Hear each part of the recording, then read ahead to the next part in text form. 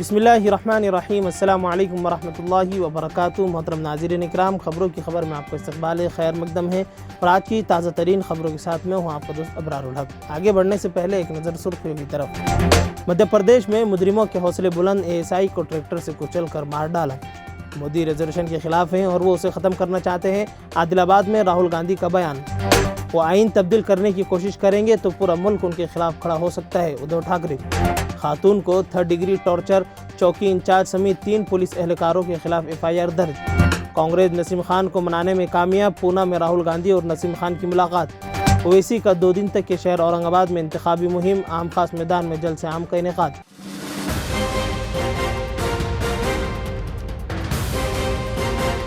یہ ہے خبروں کی خبر اور آپ دیکھ رہے ہیں خبروں کی خبر TV۔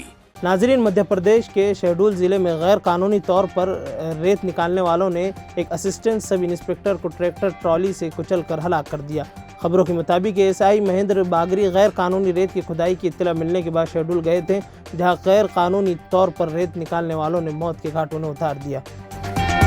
ناظرین، راہل گاندھی نے ریزرویشن کے حوالے سے PM مودی پر سخت حملہ کیا ہے۔ انہوں نے کہا ہے کہ PM مودی ریزرویشن کے خلاف ہیں اور وہ ریزرویشن کو ختم کرنا چاہتے ہیں۔ پرائیویٹائزیشن کے بہانے مودی حکومت عوامی شعبے کی ریزرویشن کو ختم کرنے کا بھی منصوبہ رکھتی ہے۔ راہل گاندھی نے دعویٰ کیا ہے کہ موجودہ لوک سبھا انتخابات اور نظریات کے درمیان میں کانگریس ملک کے آئین کو بچانے کی کوشش کر رہی ہے، جبکہ BJP RSS مشترکہ طور پر عوام کے حقوق کو ختم کرنا چاہتی ہے۔ ناظرین، شیو سینا کے سربراہ ادھو ٹھاکرے نے کہا ہے کہ بھارتیہ جنتا پارٹی آئین کو تبدیل کرنا چاہتی ہے۔ اگر ایسا ہوا تو نہ صرف ہماری پارٹی بلکہ پورا ملک ان کے خلاف کھڑا ہو جائے گا۔ مرکزی ایجنسیاں BJP کی نوکر بن چکی ہیں۔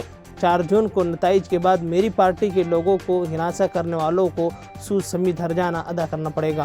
انہوں نے نریندر مودی کے بیان کا بھی ذکر کیا اور نشانہ بنایا کہ جس میں وزیر اعظم نے کہا تھا کہ پاکستان راہل گاندھی کو ہندوستان کا اگلا وزیر اعظم بنانے کے لیے بے چین ہے۔ ادھو ٹھاکرے نے کہا ہے کہ یہ بات ہندوستان کا وہ لیڈر کہہ رہا ہے جو پاکستان جا کر نواز شریف کے ساتھ کیک کھا کر آیا ہے۔ ناظرین، اتر پردیش کے دارالحکومت لکھنؤ میں ایک خاتون کو 3rd ڈگری ٹارچر کرنے پر خاتون سب انسپکٹر اور 3 دیگر پولیس اہلکاروں کے خلاف مقدمہ درج کر لیا گیا ہے۔ الزام ہے کہ پولیس اہلکاروں نے خاتون کے ساتھ وحشیانہ تشدد کیا، جس سے وہ شدید زخمی ہو گئی۔ اس معاملے میں عدالت کے حکم پر کارروائی کی گئی ہے۔ یہ معاملہ حضرت گنج کے دارالشفا پولیس چوکی کا ہے۔